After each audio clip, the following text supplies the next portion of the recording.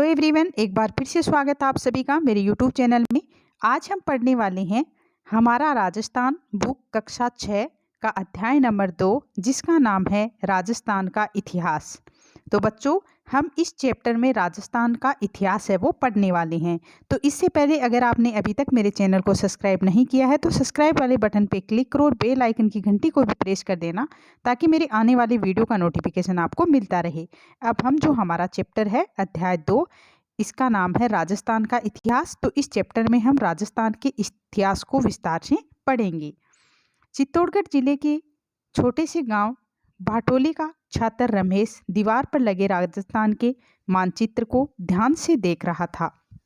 यानी ये चित्तौड़गढ़ जिले की बात है। चित्तौड़गढ़ जिले का एक छोटा सा गांव है भाटोली, वहाँ का छात्र है रमेश, जो दीवार पर लगे राजस्थान के मानचित्र को ध्यान से देख रहा था।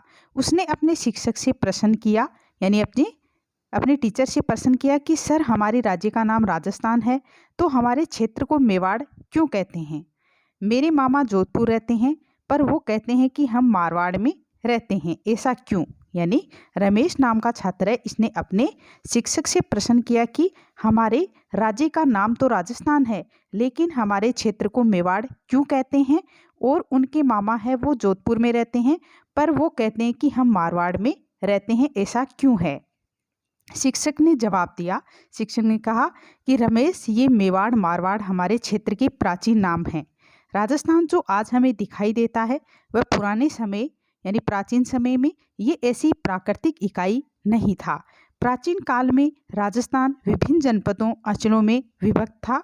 ये जनपद एवं अंचल भौगोलिक स्थान अथवा वहाँ रहने वाली जाति के नाम से जाने जाते थे, जैसे जांगल, मरु, अर्जुनाय, सीपी, मेवात, हाड़ौती आदि नामों से ये जाने जाते थे।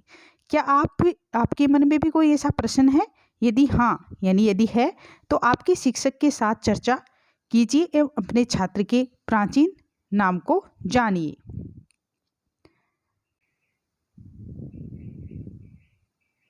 ये आप मैप देख रहे हो, महाकाव्य कालीन राजस्थान। इसमें जांगल, मरुकांत, मत्स्य, सूरसेन आदि नाम है वो दिए हुए हैं। प्राचीन भारत में आर्यों ने छोटी छोटी बस्तियों को मिलाकर अपने राज्य या जनपदों का निर्माण आरंभ किया, और महाभारत एवं संहिता ग्रंथों में राजस्थान के कई जनपद का उल्लेख मिलता है। यानी प्राचीन भारत में आर्यों ने छोटी छोटी बस्तियों को मिलाकर अपने अपने जो राज्य हैं या जनपदों का जो निर्माण है वो आरंभ किया था, और महाभारत एवं संहिता ग्रंथों में राजस्थान के कई जनपदों का उल्लेख भी मिलता है। इसमें पहला है मरु। तो ऋग्वेद यानी प्राचीन ग्रंथ है ये, यानी ये प्रथम वेद है।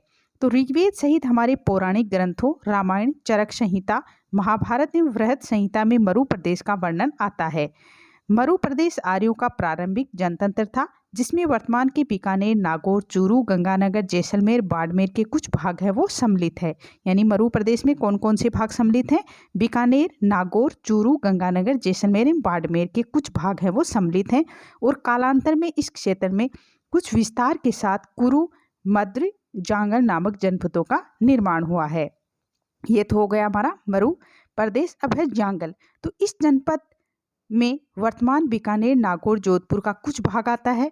इसकी राजधानी अहिच्छत्रपुर थी, जिसका साम्य वर्तमान नागौर से प्रतीत होता है। पौराणिक आख्यानों के अनुसार यादव वंश के बलराम एवं श्री कृष्ण द्वारिका जाते समय इसी क्षेत्र से गुजरे थे। अब है मत्स्य। इस जनपद का उल्लेख ऋग्वेद में मिलता है। महाभारत में मत्स्य जनपद की राजधानी विराटनगर बेराट थी। मत्स्य जनपद की राजधानी कौन सी थी? विराटनगर बेराट थी। ये जनपद अलवर एवं जयपुर के मध्य स्थित था। इस स्थान का चीनी यात्री युआन चांग ने भी किया। अब है जो आप ये मैप देख रहे हो, मौर्योत्तरकालीन राजस्थान। इसमें योधे, अर्जुनाय, मालव, सीवी आदि जनपद हैं वो दर्शाए गए हैं। अब है सूरसेन। राजस्थान के भरतपुर, धौलपुर, करौली के अधिकतर भूभाग प्राचीन सूरसेन जनपद में सम्मिलित थे। इस जनपद की राजधानी मथुरा थी। 4वीं शताब्दी ईस्वी पूर्व के यूनानी लेखक ने सिकंदर के समय इसमें सूरसेन या सोरसेन का उल्लेख किया है। बयाना प्रशस्ति में भी सूरसेन नामक राजवंश का वर्णन मिलता है। सिकंदर के आक्रमण के पश्चात अपनी स्वतंत्रता को सुरक्षित रखने को उत्सुक पंजाब और टक की कुछ जातियां राजस्थान में आकर बस गई। इनमें अपने साहस और शौर्य के लिए प्रसिद्ध मालव सिवी अर्जुनाय आदि जातियां प्रमुख थी। तो ये हो गया हमारा शूरसेन का जनपद था ये। अब है सीवी जनपद। आधुनिक उदयपुर के पूर्व, पश्चिम, उत्तर का संभागीय जो प्रदेश है उसमें सीवी जाति के आधिपत्य स्थापित किया, इसलिए ये सीवी जनपद के नाम से जाना जाता है। यानी सीवी जनपद के नाम से कैसे जाना गया कि आधुनिक उदयपुर के पूर्व, पश्चिम तथा उत्तर का जो संभागीय प्रदेश है उसमें सीवी जाति ने आधिपत्य स्थापित किया गया था, इसलिए ये सीवी जनपद के नाम से जाना जाता था। और इसकी राजधानी मजमिका या माध्यमिका थी, जिसके अवशेष चित्तौड़गढ़ के पास नगरी नामक गांव में मिलते हैं। इस भूभाग को मेदपाट, मेवाड़, प्रागवाट भी कहा जाता था। अब है अर्जुनाय जनपद। भरतपुर अलवर प्रांत के अर्जुनाय अपनी विजयों के लिए प्रसिद्ध थे। अर्जुनायों ने मालवों के साथ मिलकर विदेशी क्षेत्रपों को परास्त किया। अब है मालव जनपद। मालवों की शक्ति का केंद्र जयपुर के निकट नगर था, जो वर्तमान में टोंक जिले में स्थित है। कालांतर में ये अजमेर, टोंक, मेवाड़ क्षेत्र तक फैल गए। टोंक, प्रतापगढ़, झालावाड़ का क्षेत्र मालव प्रदेश के अंतर्गत आता था। मालवों की दिग्विजय का युग अभिलेख नादशाह भीलवाड़ा में लगा है। योधे। राजस्थान के उत्तरी भाग का योधे भी एक शक्तिशाली गणतंत्रीय कबीला था। संभवतया योधे ने ही उत्तरी राजस्थान के कुषाण शक्ति को नष्ट किया। गुप्त काल तक ये गणतंत्रीय व्यवस्थाएं अपने अपने क्षेत्र में बनी रही, ऐसा प्रतीत होता है। यानी ऐसा लगता है कि गुप्त सम्राटों ने इन्हें अर्ध आश्रित रूप से बनाए रखा, परंतु 5वीं सदी के बाद के हुण आक्रमणों ने यहाँ की गणतंत्रीय जनपदों की व्यवस्था को समाप्त कर दिया और बृहद संहिता नामक ग्रंथ में इनके पतन की चर्चा है। इसके बाद भी ये जनपद अन्य नामों से और सीमाओं को लेकर सामने आते हैं, जैसे मेवाड़, वागड़, मारवाड़, हाड़ौती, ढूंढाड़, मेवात आदि। अब है मेवाड़ जनपद। प्राचीन सीवी जनपद वाले क्षेत्र में मेवाड़ कहा गया है। यानी जो प्राचीन सीवी जनपद वाले जो क्षेत्र हैं उनको मेवाड़ कहा गया है। आधुनिक उदयपुर, चित्तौड़गढ़, प्रतापगढ़, राजसमंद, भीलवाड़ा जिले मेवाड़ राज्य के क्षेत्र रहे हैं। तो इस क्षेत्र का 7वीं शताब्दी से आधुनिक राजस्थान के निर्माण तक गोहिल सिसोदिया वंश का राज्य रहा था। नागदा, आहट, कल्याणपुर, चित्तौड़गढ़, कुंभलगढ़, चामुंड, उदयपुर आदि समय समय पर इसकी राजधानी रही। तो यहाँ की बोली है वो मेवाड़ी है। अब है वागड़ जनपद। तो वागड़ जनपद में क्या है कि राजस्थान के 2 क्षेत्र वागड़ के नाम से जाने जाते हैं। तो वो कौन कौन से क्षेत्र हैं? एक है डूंगरपुर, दूसरा है बांसवाड़ा। वह दूसरा पिलानी के पास नरहट, भादरा, नोहर तथा कंदना का क्षेत्र है, किंतु अधिकतर दक्षिणी राजस्थान के डूंगर पर बांसवाड़ा के भूभाग को ही वागड़ या वागड़ कहा गया। यानी इसके जो प्रमुख 2 नाम हैं डूंगरपुर और बांसवाड़ा आते हैं तथा इसकी बोली को वागड़ी कहा गया। अब मारवाड़। प्राचीन मरु प्रदेश की कालांतर को मारवाड़ कहा गया। यानी जो प्राचीन मरु प्रदेश की जो कालांतर में इसे मारवाड़ कहलाया है। 7वीं सदी में इसके मंडोर, जोधपुर क्षेत्र पर गुर्जर प्रतिहारों ने शासन किया था। बाद में इस क्षेत्र पर राठौड़ वंश का आधिपत्य है वो स्थापित हो गया था। अब है हाड़ौती।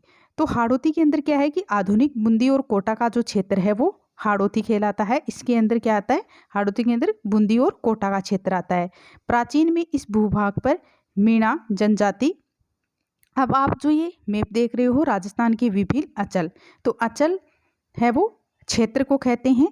तो इसमें है शेखावाटी, मेवात, ढूंढाड़, मारवाड़, मांड, हाड़ौती, मेवाड़, वागड़ आदि क्षेत्र हैं वो आते हैं। मीणा जनजाति का आधिपत्य था, तो मीणा वंश का बूंदी के नाम पर ही बूंदी का नामकरण हुआ। तो कालांतर में चौहान वंश की हांडा शाखा ने इस क्षेत्र पर अधिकार कर लिया। तभी से इस भूभाग को यहाँ की बोली को हाड़ौती कहा जाने लगा। यानी जो मीणा जनजाति का जो आधिपत्य था वो वीणा वंश का बूंदी के नाम पर ही बूंदी का नामकरण हुआ था। और कालांतर में चौहान वंश की जो हांडा शाखा ने इस क्षेत्र पर अधिकार कर लिया था, तभी से इस भूभाग को है वो यहाँ की बोली को हाड़ौती कहा जाने लगा था। अब ढूंढाड़। जयपुर और उसके आसपास का क्षेत्र ढूंढाड़ के नाम से प्रसिद्ध है। 12वीं सदी में कछवाहा राजपूतों ने यहाँ की स्थानीय जनजाति के मीणा और बड़ गुजरों को परास्त कर अपने राजवंश की नींव रख डाली और नींव है वो डाली थी। तो इस क्षेत्र की भाषा है वो ढूंढाड़ी भाषा कहलाती है। अब है मेवात। तो मेवात में है वो अलवर भरतपुर का वह क्षेत्र आता है जहाँ वे मेव जाति की अधिकता रही है। यानी अलवर भरतपुर का वह क्षेत्र जहाँ मेव जाति की अधिकता रही है मेवात कहलाता है। मेवातियों का प्रसिद्ध नायक हसन खां मेवाती था, जो खानवा के युद्ध में राणा सांगा की ओर से बाबर के विरुद्ध लड़ता हुआ मारा गया था। तो इन सब अंचलों के अतिरिक्त भी राजस्थान के कुछ क्षेत्र जैसे जैसलमेर को मांडया, वल, जोधपुर का दक्षिण भाग, गुर्जरातरा, प्रतापगढ़ को कांठल और झालावाड़ का क्षेत्र मालवा, चूरू, झुंझुनू, सीकर वाला जो क्षेत्र है वो शेखावाटी, और जो ब्यावर अजमेर का क्षेत्र है वो मेरवाड़ा के नाम से जाना जाता है। और राजस्थान और इनके जो विभिन्न क्षेत्र हैं वो भूगोल और परिस्थितियों के फलस्वरूप इनके अनेक बोलियों, वेशभूषा, व्यवहार और परंपराओं का धनी है। शिक्षक द्वारा अपनी बात समाप्त करते ही रमेश और उसके साथियों को ऐसा लगा कि वे राजस्थान के हर अंचल को समझ चुके हैं। यानी शिक्षक ने, जो रमेश नाम का छात्र है, उसने प्रश्न किया था, तो उस प्रश्न का उसने इस तरह से जवाब दिया और उसकी बात समाप्त होते ही रमेश और उनके साथियों को ऐसा लगा कि वे राजस्थान के हर अंचल को समझ चुके हैं। तो क्या आपको भी ऐसा लगता है? गतिविधि: शिक्षण गण विद्यार्थियों से राजस्थान के मानचित्रों में अंचल को रेखांकित करवावें और वहाँ की बोलियों के नाम लिखवावें। शब्दावली है अंचल यानी क्षेत्र, ऋग्वेद यानी प्राचीन ग्रंथ यानी प्रथम ग्रंथ है ऋग्वेद, क्षेत्र यानी प्रांत का मुखिया, राज्यपाल यानी भारत में शक जाति के शासकों हेतु प्रयुक्त। अब है इस चैप्टर के क्वेश्चन आंसर, अभ्यास प्रश्न। निम्नलिखित प्रश्नों के उत्तर, सही उत्तर विकल्प को कोष्टक में लिखना है। मत्स्य जनपद की राजधानी थी मथुरा, अक्षतपुर, विराटनगर, बागोर। तो इसमें आएगा स विराटनगर, यानी मत्स्य जनपद की राजधानी विराटनगर थी। कोटा बूंदी वाला क्षेत्र क्या कहलाता है? तो कोटा बूंदी वाला क्षेत्र है वो हाड़ौती कहलाता है। अब है रिक्त स्थानों की पूर्ति कीजिए। ब्यावर अजमेर का क्षेत्र खालिस्तान के नाम से जाना जाता है, यानी ब्यावर और अजमेर का क्षेत्र किस नाम से जाना जाता है? मेरवाड़ा के नाम से जाना जाता है। तो खालिस्तान में क्या आएगा? मेरवाड़ा। अब जयपुर और उसके आसपास के क्षेत्र की भाषा कौन सी है? तो हमने हमारे चैप्टर में पढ़ा कि जयपुर और उसके आसपास के क्षेत्र की भाषा है वो ढूंढाड़ी कहलाती है। अब है अति लघुतरात्मक प्रश्न। महाभारत कालीन किन्हीं दो जनपदों के नाम लिखने हैं आपको। तो इसमें बीकानेर, नागौर, ये हमारे जनपदों के नाम हैं। अब शेखावाटी में कौन कौन से जिले आते हैं? तो शेखावाटी में सीकर, चूरू, झुंझुनू ये आदि जिले आते हैं। हसन खां मेवाती कौन था? तो हसन खां मेवाती यानी मेवातियों का प्रसिद्ध नायक था। अब है लघुतरात्मक प्रश्न है। 5वीं सदी के बाद राजस्थान के गणतंत्रीय जनपदों की व्यवस्था समाप्त क्यों हो गई? हूणों के आक्रमण से समाप्त हो गई थी। किन्हीं 3 जनपदों आंचलों के बारे में बताइए। तो मरु, जांगल, मत्स्य ये जनपद आंचल हैं। तो इस तरह से गाइज हमने जो हमारा चैप्टर था इसका अध्ययन कर लिया है। अगर आपको मेरा ये वीडियो अच्छा लगे तो प्लीज़ चैनल को सब्सक्राइब जरूर करें और वीडियो को लाइक करें और ज़्यादा से ज़्यादा शेयर करें। Thank you guys.